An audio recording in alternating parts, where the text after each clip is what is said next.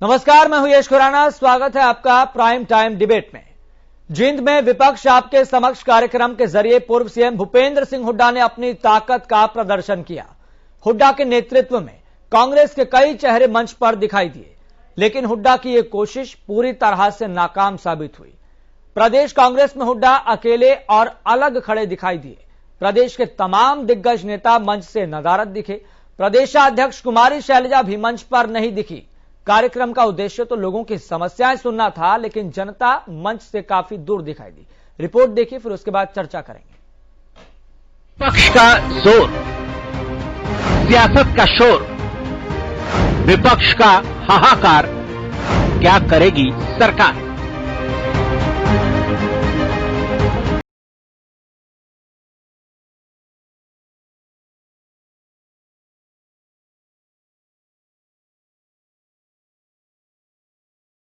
विपक्ष एक बार फिर प्रदेश की सियासत में एक नया तड़का लगाने निकल चुका है।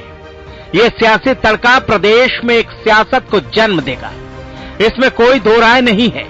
इस सियासी प्रदूषण के हित सभी के अपने अपने हैं। किसी को जमीन तलाशनी है, किसी को हित साधने हैं, किसी को कमियां बतानी है और किसी को सियासत चमकानी है। लेकिन सियासत की खेती करते करते अपने भी पीछे छूट रहे हैं या उनको पीछे छोड़ा जा रहा है।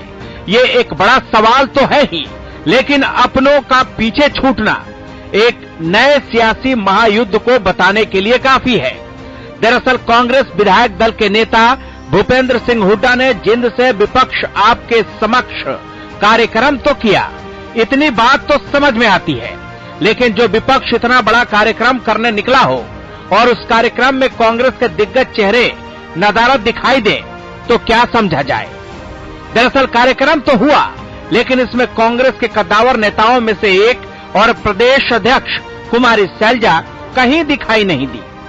यानी जो विपक्ष अपने हित साधने अपना इतना बड़ा कार्यक्रम करने निकला हो, वो अपनों को ही साध नहीं पा रहा। हालांकि इस तरह के भीतर खाने की अंतर्कलह कभी छिपी नहीं है। समय समय पर ऐसे मौके आए हैं जब सत्ताधारी विपक्ष को इस पहलू को लेकर घेरते रहे हैं, लेकिन जनता के जरिए अपनी सियासी जमीन तलाशने निकला विपक्ष अपनों को ही साध नहीं पा रहा, तो सवाल तो खड़े होंगे।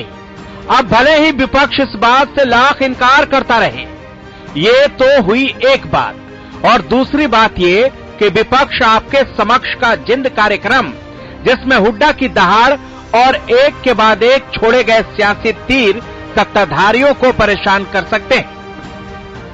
आज जितना हरियाणा में जितना विपक्ष है, जितने विपक्ष के एमएलए हैं, एक को छोड़कर जो अभी जीते हैं, उनकी चर्चा बाद में करूंगा, मैं कोई चर्चा नहीं करना चाहता। वो सारे आपके समक्ष बैठे हैं और इस बात से समक्ष बैठे हैं कि आपकी आवाज बनकर विधानसभा में उठाए और मजबूती से आपकी लड़ाई लड़े। ये हमारा संघर्ष केवल सरकार बदलने का नहीं है, ये हमारा संघर्ष पूरी व्यवस्था और वातावरण बदलने का है। आज हमारा प्रदेश का वातावरण बिल्कुल दूषित हो चुका है। आज हमारे प्रदेश की व्यवस्था बिल्कुल बर्बाद हो चुकी है। सियासतदानों से बहुत कुछ करवाती है, नए पैतरों को आजमाने, खुद को खड़ा करने और नई रणनीति बनाने पर मजबूर कर देती है। यही हाल समझो कांग्रेस का है, क्योंकि जिस जींद की सरजमी पर विपक्ष आपके समक्ष कार्यक्रम हुआ, उस जमीन पर कभी कांग्रेस का प्रभुत्व हुआ करता था। लेकिन कांग्रेस आज बांगर में अपने वजूद की लड़ाई लड़ रही है और बांगर के खोए हुए किले को दोबारा जीतने के लिए कांग्रेस पार्टी भूपेंद्र हुड्डा की अगुवाई में फिर से प्रयास कर रही है। लेकिन अपने सियासी जमीन को तलाशने के लिए भूपेंद्र हुड्डा सरकार की कमियां बताकर जनता के दिलों में जगह बनाने की कोशिश कर रहे हैं। ये कोई पब्लिक मीटिंग नहीं थी, हमारा कार्यक्रम जो बताया हुआ था, ये तो ट्रेलर है भाई। जिस दिन ये जींद वाले करेंगे, यही भाई जलसा होगा, रैली होगी और हिंदुस्तान के सबसे बड़ी रैली होगी। करके दिखाओगे कि करके दिखाओगे? और इस बात की इंतजार करो, आज से तैयारी करो। अगर जब ये थोड़ा कोरोना से हिदायत मिल जाएगी और जिस दिन हम रैली करेंगे, पहली रैली सबसे बड़ी हिंदुस्तान की जींद में करेंगे और यहाँ से आवाज पूरे देश में जाएगी किसान की। लेकिन अब देखना होगा कि जिस राष्ट्रीय पार्टी को ऐलनाबाद में इतनी करारी शिकस्त मिली हो, उसका विपक्ष आपके समक्ष कार्यक्रम कितना सफल होगा। देखना यह भी होगा कि जिस कांग्रेस की भीतरी कलह कभी छिपी ना हो, उसका उद्धार कैसे होगा। देखना यह भी होगा कि जिस हित और जिस सोच के साथ ये कार्यक्रम जिंद के बांगर क्षेत्र में किया गया है, उसका कितना फायदा कांग्रेस को मिलेगा। और देखना यह भी होगा भूपेंद्र हुड्डा के तरकश के निकले सियासी तीरों का जवाब सत्ताधारी कैसे देंगे। Bureau report, Haryana news.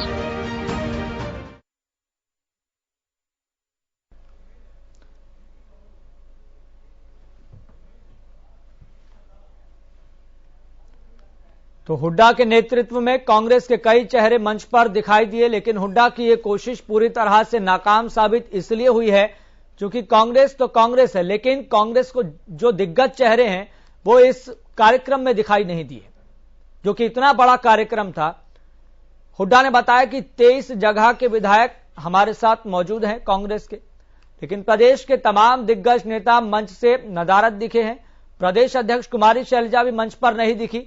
तो कार्यक्रम का उद्देश्य तो लोगों की समस्याएं सुनना था, लेकिन जनता भी मंच से काफी दूर दिखाई दी है।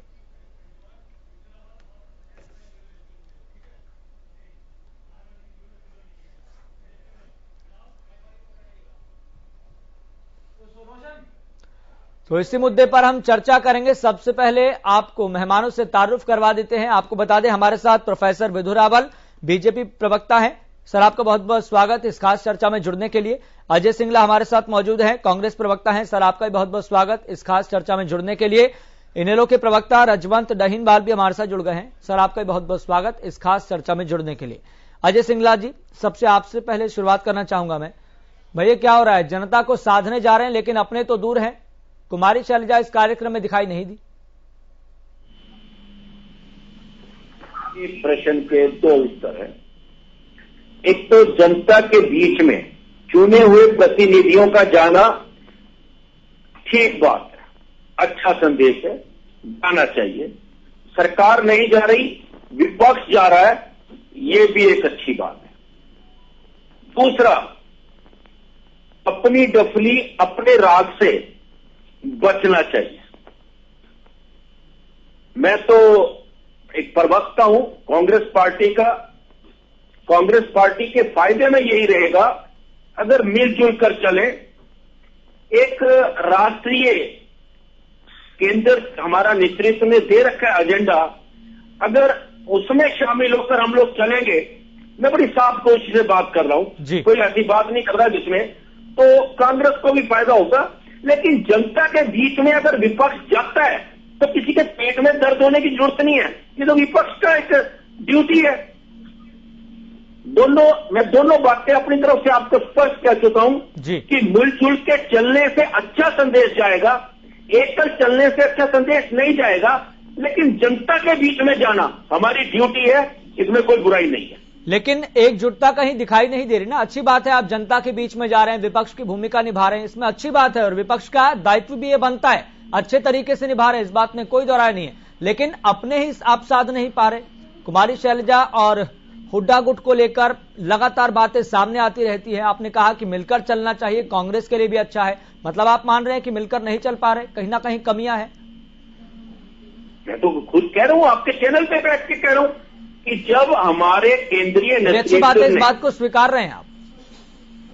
जब हमारे केंद्रीय नेतृत्व ने प्रोग्राम दे रखा है जन जागरण अभियान, तो हम तो अपने कांग्रेस प्रवक्ताओं के नाते कहेंगे कि हमें उसको कामयाब करने के लिए पूरी मेहनत करनी चाहिए, एकजुटता दिखानी चाहिए। अगर इसमें कोई कमी है तो उसको दूर करके एकजुटता से चलना चाहिए। मैं तो स्पष्ट कह रहा हूं। ठीक है, प्रोफेसर साहब बहुत मुस्कुरा रहे हैं। प्रोफेसर साहब, इस मुस्कुराहट के पीछे की वजह क्या है? ये यहाँ पर कांग्रेस में एकजुटता नहीं है, मिलजुल कर नहीं चल पा रहे हैं, या फिर कांग्रेस के प्रवक्ता इस बात को खुले तौर पर स्वीकार कर रहे हैं कि देखिए हम तो सीधे शब्दों में कहते हैं कि मिलना बहुत जरूरी है, एकजुटता बहुत जरूरी है। देखिए, मैं सम्मान करता हूं कांग्रेस के प्रवक्ता साहब का, जिन्होंने बड़ी ईमानदारी से साफ गोई से सारी बातें जनता के सामने रख दी जी। उन्होंने भूपेंद्र सिंह हुड्डा को नसीहत दी कि भाई मिलकर चलो, जन जागरण अभियान केंद्रीय स्तर पर दिया गया कार्यक्रम है, उसके हिसाब से भूपेंद्र सिंह हुड्डा उस कार्यक्रम में करो। साथ साथ कुमारी शैलजा को नसीहत दे डाली कि भाई अगर ये लोग जनता के बीच में जा रहे हैं तो आपके पेट में दर्द क्यों हो रहा है, आप भी कहीं ना कहीं उनके साथ जुड़ जाओ। तो अच्छा, ये असल में ये जो प्रवक्ता साहब हैं ये असली कांग्रेसी हैं, ये कांग्रेस का हित चाहते हैं और जानते हैं कि ये विपक्ष जनता के समक्ष नहीं है, ये विपक्ष के नेता एक दूसरे के समक्ष हैं। मामला इनकी आपस की वर्चस्व की लड़ाई का है, जनता तो इनसे कोसों दूर है। देखिए कांग्रेस एक बड़ी इंटरेस्टिंग पार्टी है, मैं इसलिए मुस्कुरा रहा था यही क्योंकि कांग्रेस एक बहुत इंटरेस्टिंग पार्टी है।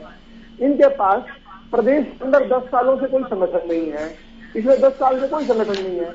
अपने पिछले प्रदेश अध्यक्ष की दुर्गत बाहर निकाल चुके हैं। अब जो नया अध्यक्ष है वो सीएलपी के लीडर जो हैं कुमारी शैलजा जो अब की अध्यक्ष हैं उनको वो अध्यक्ष नहीं मानते। दूसरा, अब की जो अध्यक्ष है वो सीएलपी के लीडर को नेता नहीं मानती, भूपेंद्र सिंह हुड्डा को नेता नहीं मानती। इनके राष्ट्रीय स्तर पर कोई 2 साल से अध्यक्ष ही नहीं है, साल से अध्यक्ष नहीं बना पा रहे हैं। अभी फुल टाइम अध्यक्ष है नहीं इनके पास, कार्यकारी तौर पर सोनिया गांधी जी को बिठाया हुआ है और जनता इनको वोट देती, चुनाव लड़ते हैं, जमानत जब्त हो जाती है। तो बड़ी विचित्र सी पार्टी है।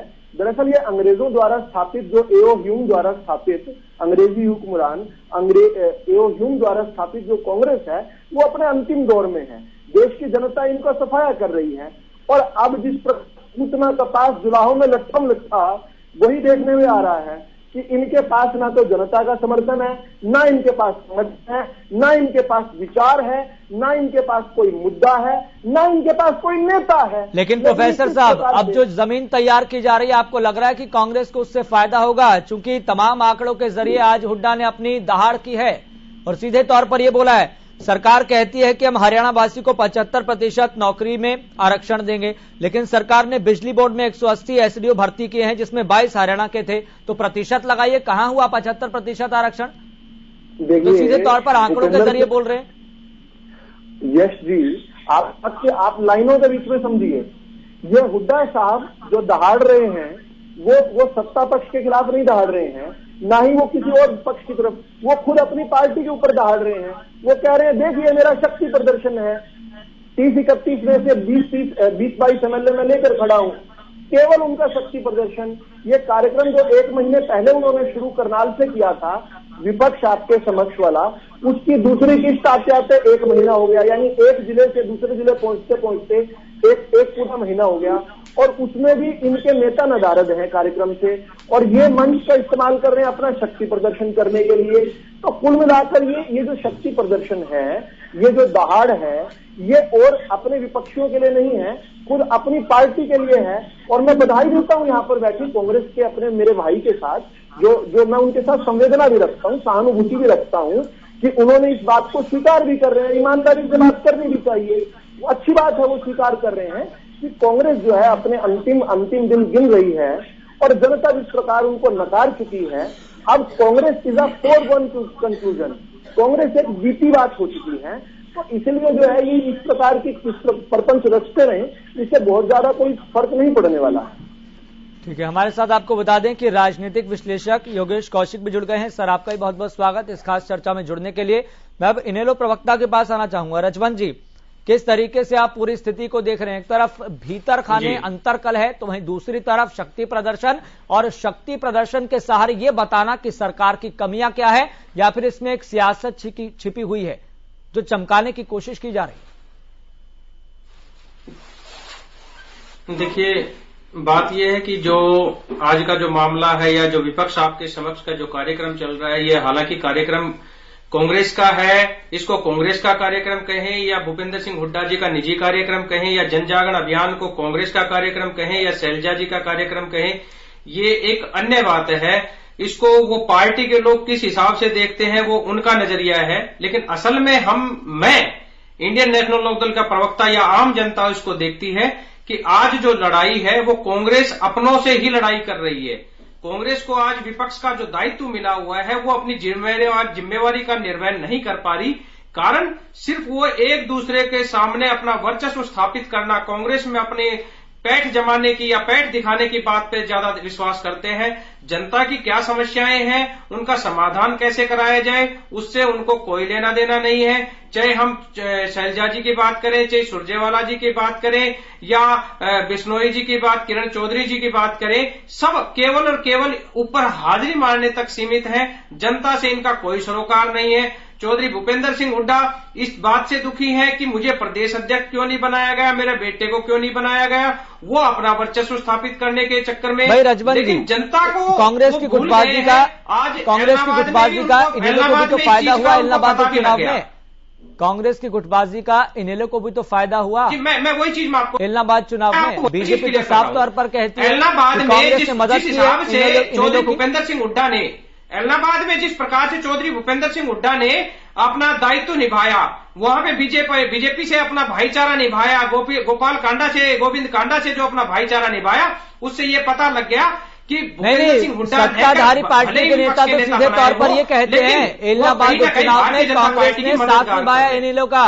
अगर कांग्रेस अच्छे से प्रचार प्रसार करती तो बीजेपी की जीत होती। वोट प्रतिशत का और बंटवारे का खेल। मैं आपको जो चीज बताना चाह रहा था वो यही है, चौधरी भूपेंद्र सिंह हुड्डा ने वहां पर भारतीय जनता पार्टी की मदद की है और वहां पे गोपाल कांडा और गोविंद कांडा की मदद की है, अपने दोस्त की दोस्ती निभाई है। हमारे चौधरी अभय सिंह चौटाला जी ने तो ये बात स्पष्ट की है कि मैं तो विधानसभा में पूछूंगा हुड्डा साहब से कि ये दोस्ती। नहीं, सवाल तो ये भी खड़ा होता है ना, फिर सवाल तो ये भी खड़ा होता है ना, अगर कांग्रेस इतनी एक्टिव थी, कांग्रेस अगर इतनी एक्टिव थी तो हुड्डा जी सक्रिय क्यों नहीं दिखाई दिए? हुड्डा जी सक्रिय क्यों नहीं दिखाई दिए? ये भी तो बड़ा सवाल था ना। अगर सक्रिय दिखाई देते, चुनाव लड़ते, वोट का बंटवारा होता तो बीजेपी की स्थिति कुछ और होती। ये आज जो भारतीय जनता पार्टी जो अपने आप में वहां पे वोट लेने की बात कर रही है, वो वोट चौधरी भूपेंद्र सिंह हुड्डा ने ही ट्रांसफर कराई है। ये चीज तो खुद वहां पे कांग्रेस की शैलजा प्रदेश अध्यक्ष स्वीकार कर रही है कि हमारे कैंडिडेट ने अच्छे से चुनाव नहीं लड़ा, उसकी वजह से हमें इसका खामियाजा भुगतना पड़ा। वहां पे तो जो असल में जो उम्मीदवार थे वो भारतीय जनता पार्टी से ही तो आए हुए उम्मीदवार थे। ठीक है, प्रोफेसर साहब के पास चलते हैं। ठीक है रजवन जी, आपके पास लौटूंगा। प्रोफेसर साहब बोल रहे हैं, फिर उसके बाद योगेश कौशिक जी के पास आएंगे। देखिए, ये लोग बड़े अजीब से लोग हैं, मेरे मित्र हैं, लेकिन फिर भी बड़ी अजीब अजीब बातें करते हैं। चुनाव से पहले ये लगातार ये बता रहे थे कि ऐलनाबाद के अंदर 100% किसान है और किसान आंदोलन के समर्थन में इन्होंने, तथाकथित किसान आंदोलन के समर्थन में इन्होंने इस्तीफा दिया है। अब जब चुनाव हुआ तो इनका मार्जिन हो गया आधा और हमारी वोट बढ़ गई 45,000 से 60,000 भाजपा की वोट, यानी कि 33% का हमारा इंक्रीज। और 60,000 जो किसानों ने भाजपा को वोट दिया, अच्छा नहीं लगता। रजवन जी एक एक करके बात रखिए, एक एक करके। रजवन जी, कोई एक डिबेट ऐसे निकाल लेते हैं जिसमें एक दूसरे के टोका टाकी ना करें। आप अपनी बात रखिए, मुझे मेरी करने दीजिए। तो मैं इतना कह रहा था कि जो 60,000, ये खुद कहते थे कि 100% किसान है, तो जो 60,000 किसानों ने भारतीय जनता पार्टी को वोट दी, कभी उसको बिकाऊ कह देते हैं, कभी उसको डरपोक कह देते हैं, कभी उसको ट्रांसफरेबल वोट कह देते हैं। देखिए, कुल मिलाकर जहां की जनता इन्हें बारंबार आशीर्वाद देती रही। पूरे हरियाणा के अंदर सारी हर क्षेत्र से हार चुके हैं ये, केवल एक ऐलनाबाद है जहां पर ये जीते हैं, वहां पर भी उनका मार्जिन आधा रह गया। और वहां की जनता के साथ भी इस प्रकार की बात करेंगे, अगले चुनाव तक आते अगले चुनाव तक आते देख लीजिए, पता लग जाएगा कहाँ पे कौन। हाँ तो दे दीजिए इस्तीफा, एक बार इस्तीफा देकर दिखाइए। हकीकत पता। अच्छा चले, एक बार और इस्तीफा दे दीजिए। रजवन जी, आप डिबेट में बीच में तो बोलना नहीं चाहिए, चलो इस्तीफा ही दे दीजिए। रजवन जी देखिए मुद्दा भटके बिना मुद्दे पर चर्चा भी हो जाए, उसका निष्कर्ष भी निकल जाए, हमें ये प्रयास करना चाहिए। एक एक करके बात। मैं प्रार्थना करूंगा, मैं आपके बीच में नहीं बोलूंगा, आप भी मेरे बीच में मत बोलिए। आप अपना पॉइंट को नोट कर लीजिए, आपको कोई मेरी बात से दिक्कत है उसका जवाब दे दीजिए। अगर रजवन जी इतना ही छाती पर हाथ मार रहे हैं जितनी अब से पहले अभय चौटाला मारा करते थे, तो उन्होंने इस्तीफा दिया था। रजवन जी जाएं अभय चौटाला को समझाएं कि भाई डरने की कोई जरूरत नहीं है। रजवन जी ने कोई सर्वे किया होगा, एक बार अभय जी से और इस्तीफा दिलवा दो, अभी दूध का दूध ठीक है। जाएगा। हमारे साथ योगेश कौशिक भी हैं। योगेश कौशिक जी, ये बड़ी अच्छी बात है कि कांग्रेस प्रवक्ता ने शुरुआत में ही इस बात को स्वीकारा है और एक अप्रत्यक्ष रूप से बात कही है कि कांग्रेस को मिलकर चलना होगा, जितने भी बड़े नेता हैं उनको मिलकर चलना होगा, तभी कांग्रेस मजबूत स्थिति में आ पाएगी। लेकिन आज देखने को यह मिला कि विपक्ष आपके समक्ष कार्यक्रम हुआ जिसमें हुड्डा ने अपना शक्ति प्रदर्शन दिखाने की कोशिश की। 23 विधायकों को साथ बैठाया, दहाड़े कई बातें रखी, लेकिन बड़ी बात यहां पर यह रही कि कुमारी शैलजा इतने बड़े कार्यक्रम नहीं दिखी। देखिए, मेरा मानना यह है कि आम जिंदगी में भी और राजनीति में भी और हर जगह आदमी को अगर कहीं से कुछ अच्छा मिलता है सीखने के लिए तो सीख लेना चाहिए। और मैं इस चुनाव का जो जिक्र कर रहे थे, इसमें भी मैं बीजेपी की तारीफ करता रहा था इस बात को लेके। मेरा खुद का मानना यह है कि ये 20,000 से शुरू हुए थे। मेरा खुद का मानना, मेरे आकलन उस टाइम पे शुरुआत में ये थे, लेकिन वो कहां पहुंच गए ये सोचिए जी। ये इनकी कार्यशैली, इनकी मेहनत और इनका डिसिप्लिन था जो वहां उनको लेके चला गया जी। अब मैं ये कहता हूं, ये कांग्रेस कह भी सकती है कि जी 4 लोगों की पार्टी थी, 4 से कहां पहुंच गए, दो बार 2 टेन्योर में आ गए हैं जी। और अगर ये गलतियां ऐसी दोहराएंगे तो तीसरा टेन्योर भी ले जाएगी बीजेपी। ठीक है, एक तो बात यह कि इनसे बीजेपी से कम ये चीज इन्हें जरूर सीखनी चाहिए कि आपस में तो कम से कम मत लड़ो जी। ये तो इत्तेफाक है कि ये सत्ता से बाहर हैं जी। जब सत्ता में होते हैं तो कैसे लड़ते हैं वो आपको नहीं मालूम जी। जहां हैं सत्ता में वहां खुद ही तो तोड़ के ये दूसरों से जाके मिलके बीजेपी की सरकार बनवा गए। बिल्कुल। तो इससे जाहिर क्या होता है कि ना इनमें कोई डिसिप्लिन रहा है, अब ना ये किसी की सुनते हैं, सिर्फ और सिर्फ अपने हित साधने के लिए लगे रहते हैं। अब मैं बात करता हूं जो आज का हादसा है, उस पर आ जाते हैं। आज का हादसा बिल्कुल वही चीज स्पष्ट करता है जो मैंने आज सुबह बोल दी थी, और वो चुनाव के दौरान भी मैंने यही बात बोली थी कि हुड्डा जी तो ऑटोमेटिकली कह के चले गए कि जी वो भी मेरे दोस्त हैं और वो भी मेरे दोस्त हैं, तो लेकिन जी वोट तो कांग्रेस को डालो। और उन्होंने, किसी ने हुड्डा जी को नहीं सुना। इसका मतलब हुड्डा जी ने किसको क्या कहा भगवान जानता है। अब कांग्रेस का जहां तक मामला है, मैं फिर वो एक इनका तरीका दोहराता हूं। वो तरीका इनका अच्छा है, लेकिन वो तरीका फॉलो तो नहीं करते, 7 साल से तो नहीं कर रहे हैं। और वो तरीका क्या है इनका, जो कि ये चुनाव जब करते हैं तो उसमें कहते हैं जी आप मेंबर बनाइए, जो मेंबरशिप अभी इन्होंने खोली है, उस मेंबरशिप के थ्रू वो अपना ब्लॉक का अपना अध्यक्ष बनाते हैं, फिर डिस्ट्रिक्ट प्रेसिडेंट बनाते हैं, फिर स्टेट प्रेसिडेंट बनाते हैं।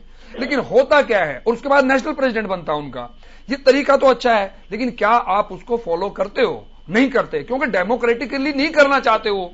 क्योंकि फिर अगर डेमोक्रेटिकली अगर ये करेंगे तो उनको, बड़े आकाओं को परेशानी हो जाती है। तो फिर क्या होता है, फिर कोई ऐसा बिठाया जाता है जो उनकी हां में हां भरे। तो क्या है कि ग्रास रूट का आदमी जिसको आप लेके आना चाहते हैं, मैं 2-4 एग्जांपल भी दे सकता हूं। एक रावल जी की पार्टी में एक आए हुए हैं कादियान, वो कांग्रेस के यूथ के अध्यक्ष रहे, अपने दम पे चुनाव जीते। हुड्डा जी ने उनको ऐसा डंडा चढ़ाया, छोड़ के बीजेपी में चले गए। आज के दिन बीजेपी में गोहाना से आते हैं वो, आप इनसे पूछ सकते हैं। तो इनका स्टाइल क्या है कि जो जिसका थोड़ा सा भी कद बढ़ रहा हो तो उसको, उस कद को कैसे काटना है उसको निपटा दो उसको। तो ये आपस में ही निपटाते रहते हैं। और इसका सबसे बढ़िया उदाहरण तो ये है जो अभी चुनाव हुआ, और उससे पिछला जो चुनाव हुआ वो उसका और उससे भी बड़ा उदाहरण है। वरना 31-30 सीट के करीब जब ये पहुंच गए थे, हम चैनल पे बैठ के कह रहे थे कि कांग्रेस अगर अपना कोई भी निर्णायक आदमी खड़ा नहीं करेगी अभी तो चुनाव हार जाएगी। बार बार कहा कि वो फाइट में है, फाइट में है। उस टाइम बीजेपी वाले कहते नहीं बीजेपी कांग्रेस कहीं फाइट में नहीं है, लेकिन थी।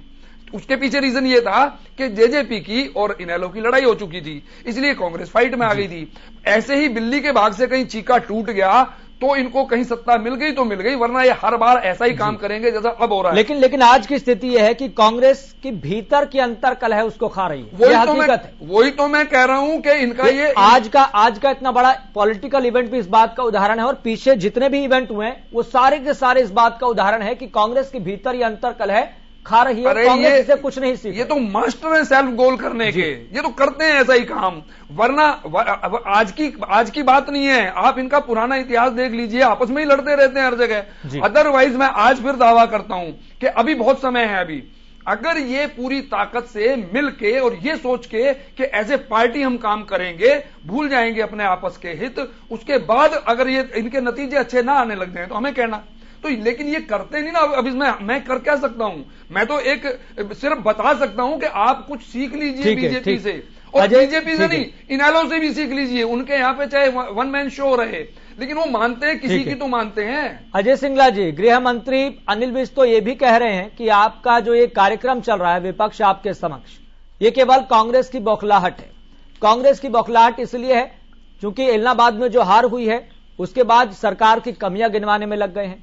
इसके जरिए ही ये विपक्ष आपके समक्ष कार्यक्रम किया जा रहा है। गृह मंत्री तो साफ तौर पर ये कह रहे हैं। मैं एक एक बात का जवाब देना चाहूंगा जी।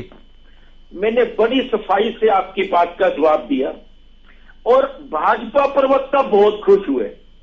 मेरी सागबोशी से वो बहुत खुश हुए। भूल अभी गए भी मुस्कुरा रहे हैं अजय सिंगला जी।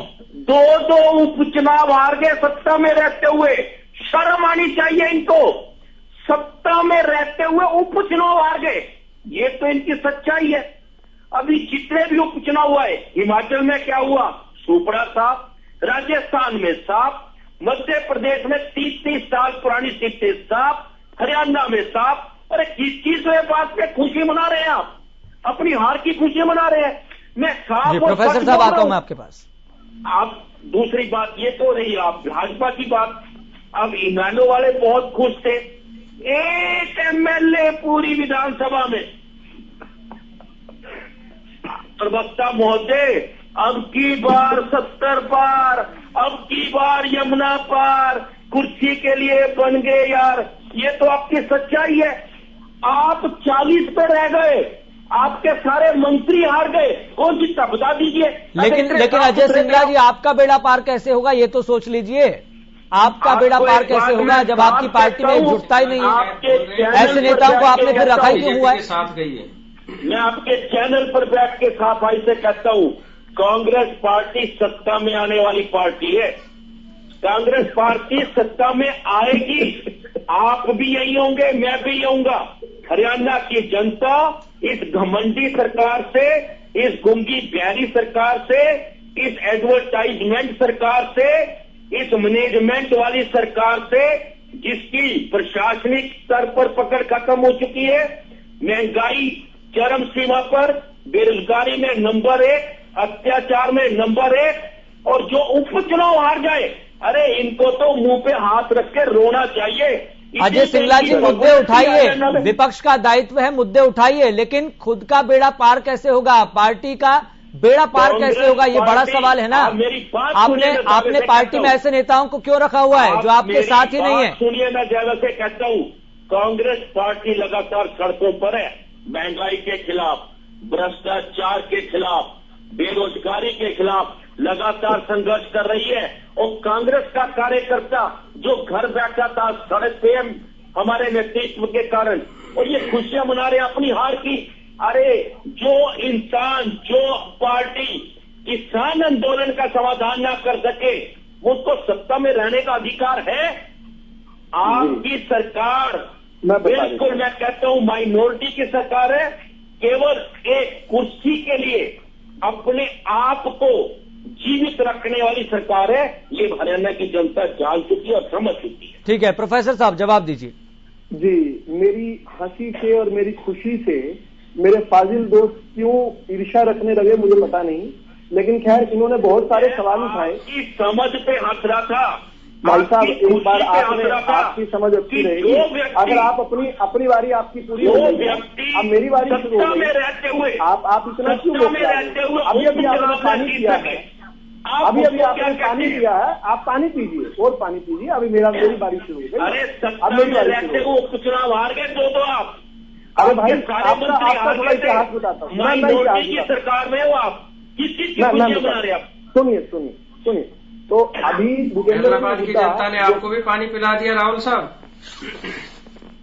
भूपेंद्र सिंह हुड्डा जिन पर आरोप ये लग रहा था कि ऐलनाबाद में चुनाव प्रचार नहीं किया, जब वो खुद मुख्यमंत्री थे तब भी ऐलनाबाद के अंदर उपचुनाव हुआ था। वो 10 दिन तक ऐलनाबाद के अंदर रहे, मुख्यमंत्री होकर पूरा प्रदेश छोड़कर ऐलनाबाद में पड़े रहे, लेकिन तब भी उनकी तब भी बहुत बुरी दुर्गति हुई थी। वो भी उपचुनाव था, उसको शायद मेरे फाजिल दोस्त उपचुनाव नहीं मानते हो तो और बात है। दूसरी बात, हमारे ये जो उपचुनाव की बात कर रहे हैं, हमारा कोई कांग्रेस सिंगला साहब आप क्यों बोलेंगे? सिंगला साहब मैं क्यों बोला? आप बोलिए, सिंगला साहब आप बोलिए, आप ही बोलिए। आपके घर में तो कोई चिंता नहीं है, आपके घर में कांग्रेस पार्टी में तो आपकी कोई चिंता नहीं है। आप यहाँ टीवी डिबेट को खराब कर रहे हैं। मैंने धैर्य से देखिए, सुना एक एक करके बात आपकी रखिए, बातों को। एक एक करके बात रखिए, संयम के साथ बात रखिए। अब मैं कांग्रेस के प्रवक्ता को और इनेलो के प्रवक्ता को कैसे डिबेट सिखाऊं? अपनी अपनी बारी में बोला कीजिए भाई, मैं भी तो चुप रहता हूं। और खांसी और हो गई आपको, सेहत का ध्यान नहीं रख रहे हैं आप। चलिए कोई बात नहीं, मैं आपसे इतना कह रहा हूं अजय सिंगला जी, आपसे विनम्रता पूर्वक कह रहा सेहत का ध्यान हूं सरकार ही नहीं रख रही। देखिए, ये फिर बोले कोई बात नहीं, नोट किया कीजिए, डिबेटिंग स्किल्स होते हैं, कुछ डिबेटिंग एटिकेट्स होते हैं, सीखिए इसको, और भी चीजें सीखिए। खैर, मैं इतना बात कह रहा हूं कि जो उपचुनाव की बात कही है, मुझे एक एक प्रश्न का जल्दी जल्दी उत्तर देने दीजिए। उपचुनाव जो है, हर उपचुनाव के अंदर हमने ऐतिहासिक प्रदर्शन किया। जींद के अंदर हमने ऐतिहासिक, अरे भाई जीत का हमारी आज तक 7,000 वोट नहीं आई, आपकी आज तक 20,000 वोट नहीं आई। आप अपने हार के, हाँ, और जोर से बजाइए तालियां। हमने आज तक अहमदाबाद के अंदर, अरे भाई आपने प्रोफेसर बिजूरावल, अगर कांग्रेस विपक्ष आपके समक्ष कार्यक्रम में बुनियादी मुद्दों को उठा रही है, लोगों की समस्याओं को सुन रही है, आज तो हुड्डा साहब ने ये तक कह दिया था मंच से कि खेती का खाद महंगा, खाने का तेल महंगा, चूल्हे की आग महंगी, सरिया और सीमेंट महंगा, जीवन की सांस महंगी, नारियल और ककड़ी महंगी। बुनियादी मुद्दों पर यश खुराना जी, मैं पहले अपनी जो बात कह रहा था वो पूरी करूंगा, उसके बाद आपका प्रश्न लूंगा। तो हमने हर चुनाव में हमने ऐतिहासिक वोट लिया है।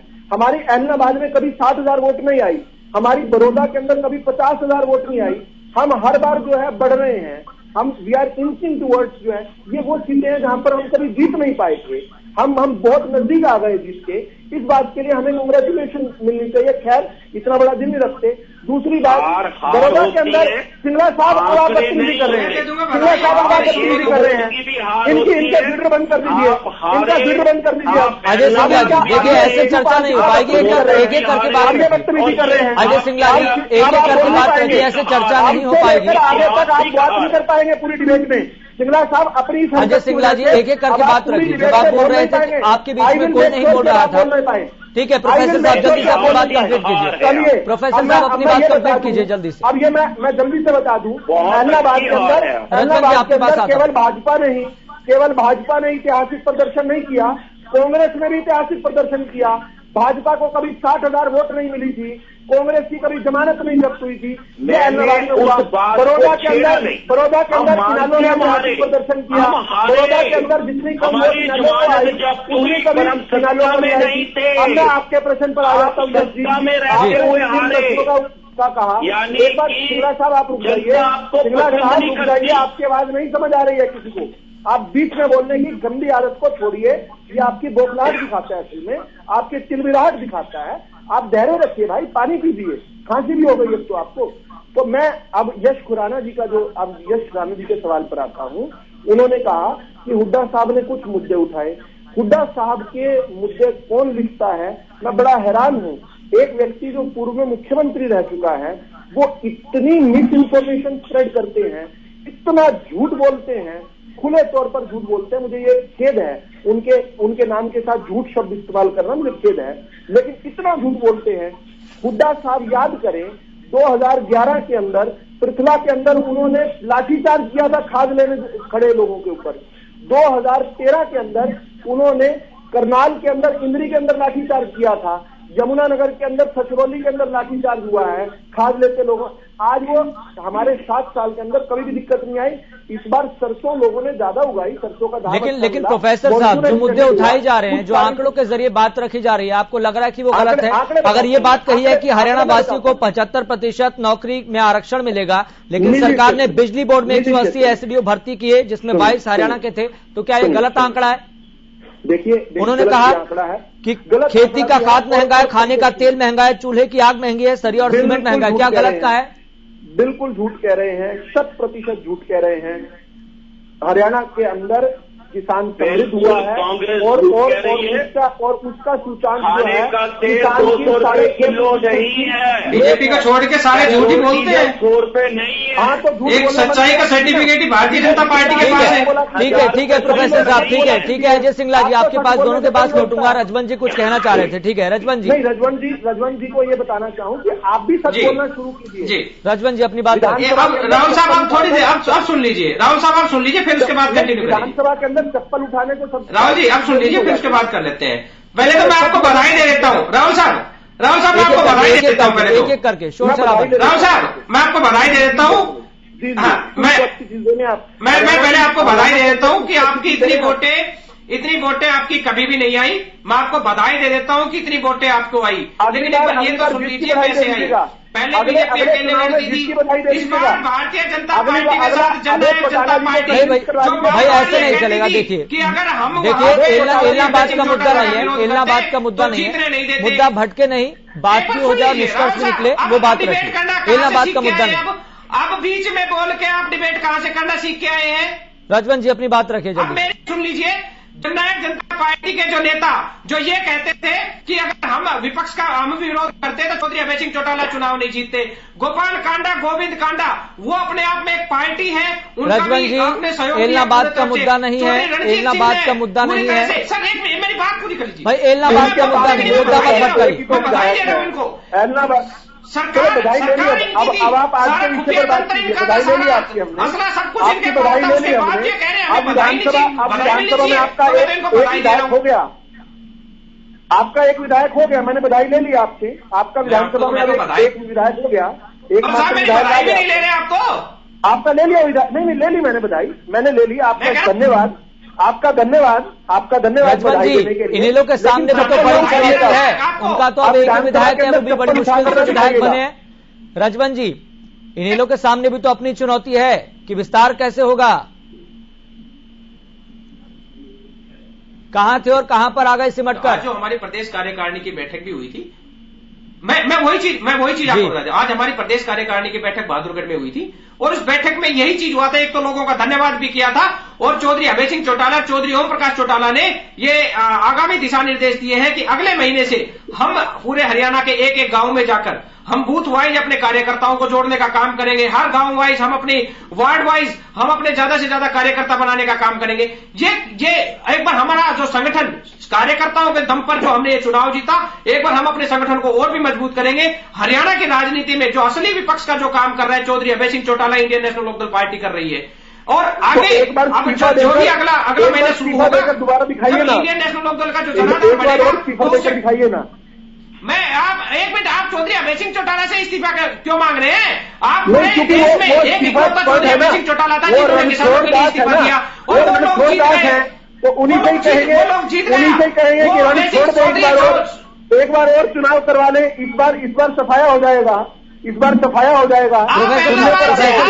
आपके पास आऊंगा मैं। रजवंत जी अपनी बात रखिए जल्दी। रजवंत जी अपनी बात रखिए जल्दी। रजवंत जी अपनी बात रखिए जल्दी। इन्हीं के सामने तो कांग्रेस की बड़ी चुनौती है। प्रोफेसर साहब आपसे आग्रह कर रहा हूँ, प्रोफेसर साहब आपसे मैं आग्रह कर रहा हूँ कि आप बीच में ना बोले, एक एक करके बात रखिए, एक एक करके बात रखिए। रजवंत जी कांग्रेस से बड़ी मुश्किल तो इनेलो के सामने है। यस जी।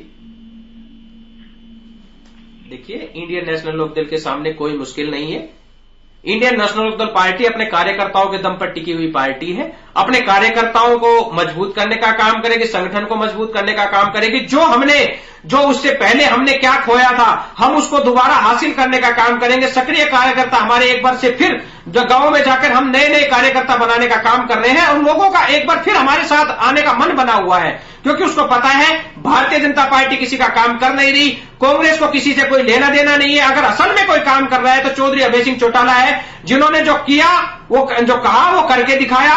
और अब जनता को यह उम्मीद हो गई है कि अभय सिंह चौटाला ही है जो हरियाणा को एक बार फिर स्वस्थ शासन दे सकता है। अगर आगामी जब कहीं पे भी चुनाव होंगे तो इंडियन नेशनल लोकदल की आपको पता भी लग जाएगा कि वो कहाँ पहुंची है। ठीक है रजवंत जी, प्रोफेसर साहब मैं आपके पास आऊंगा। नहीं मजाक नहीं, राहुल साहब हमारे साथ हैं, राजनीतिक विश्लेषक हैं, बेहतर तरीके से विश्लेषण कर पाएंगे।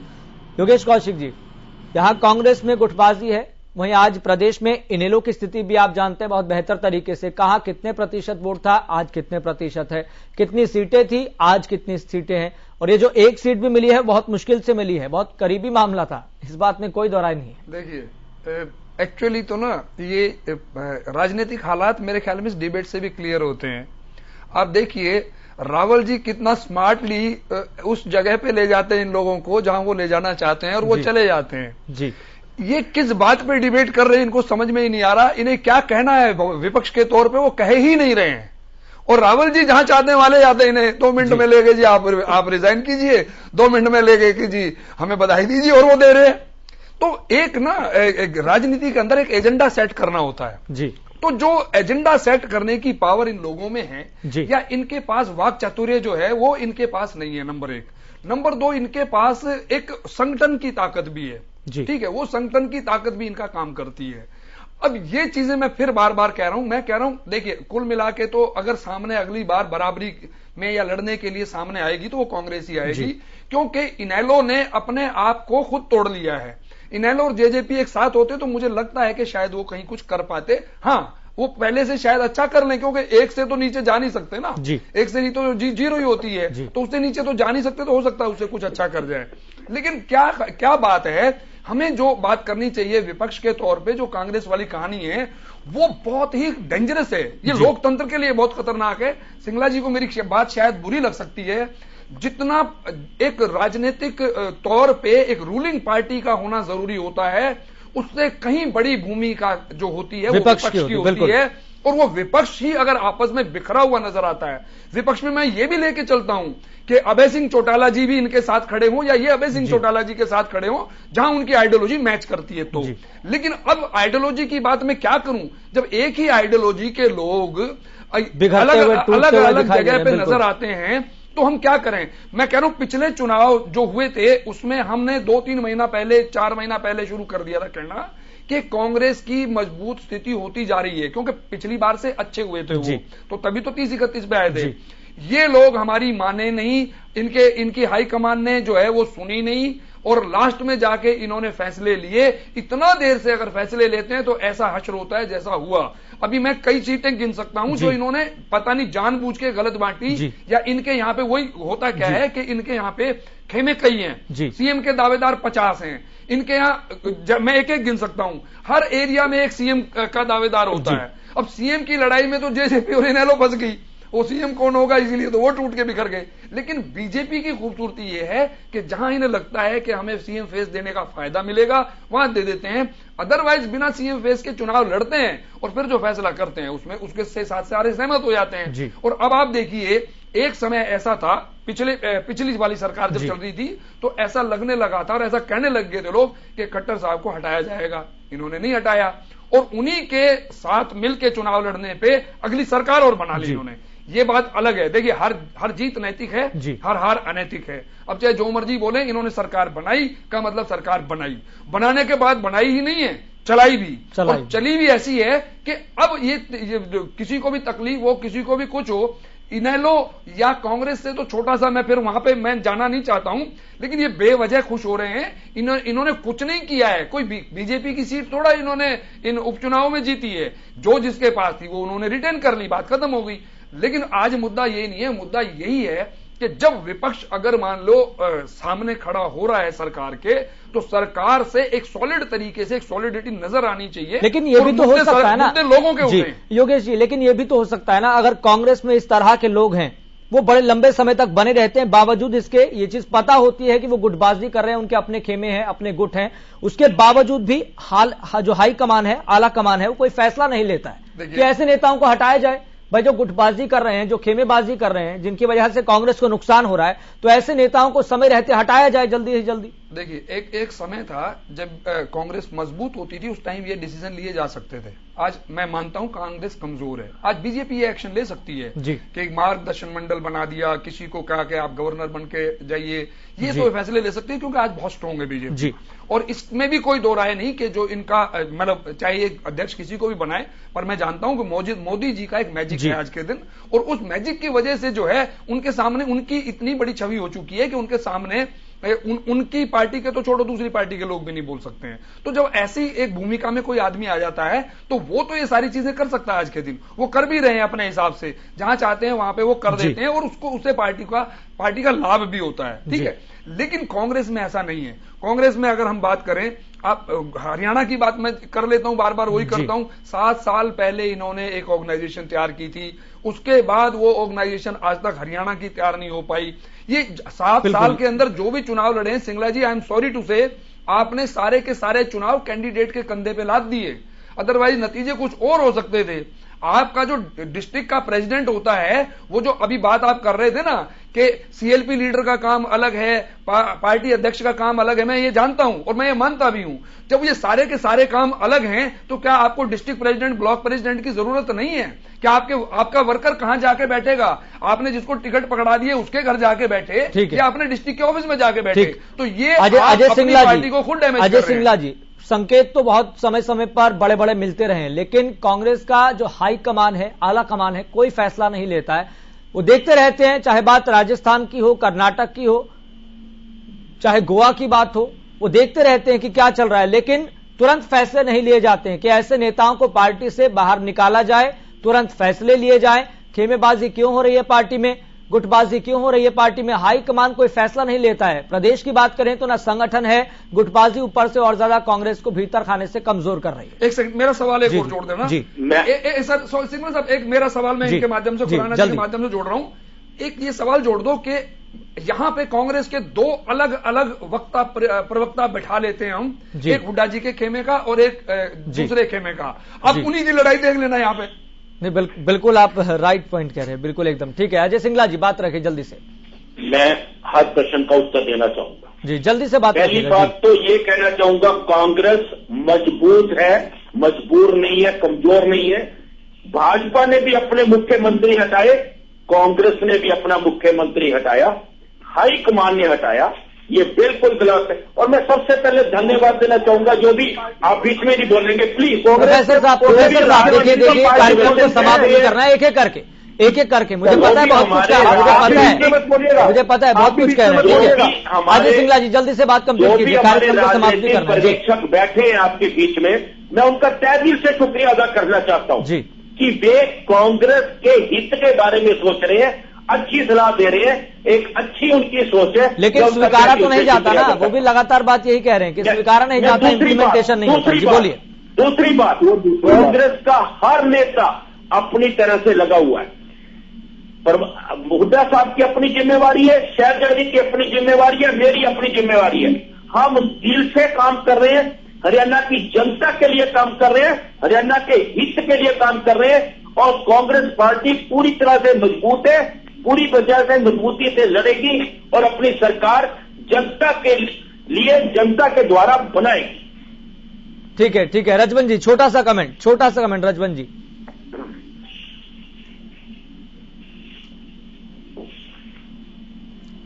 रजवन जी, छोटा सा कमेंट, आवाज सुन पा रहे हैं? पक्ष की भूमिका है जो जी, वो जी मेरी आवाज आ रही है?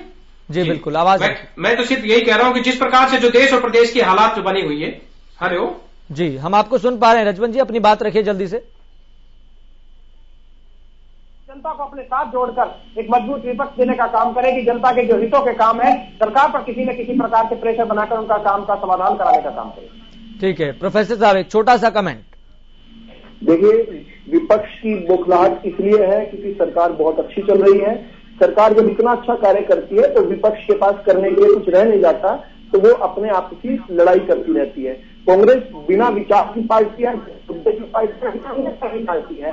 और इसीलिए राहुल गांधी ने जो कहा है कि कांग्रेस एक पार्टी नहीं, एक सोच है, और जहां सोच वहां शौचालय। इसलिए कांग्रेस पार्टी को देश की जनता जो है शौचालय में बिठा चुकी है। ठीक है, सभी मेहमानों का बहुत बहुत शुक्रिया इस खास चर्चा में जुड़ने के लिए। तो यहां पर मुद्दा आज यही बना हुआ है कि विपक्ष आपके समक्ष कार्यक्रम के जरिए जनता तक पहुंचा भी जा रहा है, उनकी समस्याओं को भी सुना जा रहा है, लेकिन यहां पर अजीब विडंबना देखिए कि जो विपक्ष जनता के समक्ष जा रहा है, उस विपक्ष के अंदर ही भीतर खाने की एक अंतर कलह है, जिसको खुद कांग्रेस के प्रवक्ता भी स्वीकारते हैं। लेकिन देखना होगा विपक्ष आपके समक्ष कार्यक्रम के जरिए कांग्रेस को कितना फायदा होने वाला है, और जो सियासी जमीन तलाश करने की कोशिश की जा रही है, जो एक रूपरेखा बनाने की कोशिश की जा रही है, उससे कांग्रेस को कितना फायदा होने वाला है। फिलहाल मुझे दीजिए इजाजत, देखते रहिए हरियाणा।